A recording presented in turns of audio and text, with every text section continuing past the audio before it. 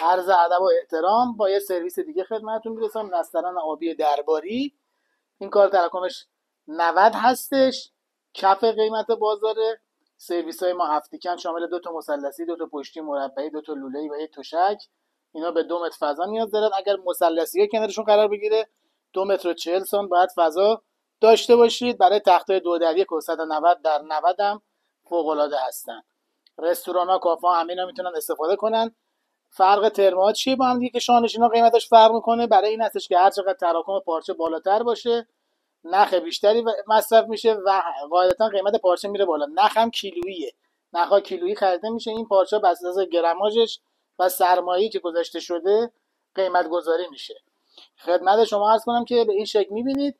رنگای 2 رنگ قبلیشو براتون توی پست‌های قبل گذاشتم، رنگ قرمز و یه رنگ دیگه شو و اینم رنگ آبیشه. تو پست‌های بعدی رنگ‌های دیگه‌اش و مدل‌های دیگه رو براتون میذارم. قیمتشو بهتون نمیگم چون که به خاطر نوسانات ارزی قیمت‌ها متفاوته. توی 3 ماه دلار شده 2 برابر. خدمت شما عرض کنم که ولی شماره هم اینجا میذارم، شما میتونید قیمت روز رو استعلام کنید. البته وبسایتمون هم هست، تمام طرح‌ها و رنگاش به آدرس termserme.com میتونید اونجا ملاحظه بفرمایید.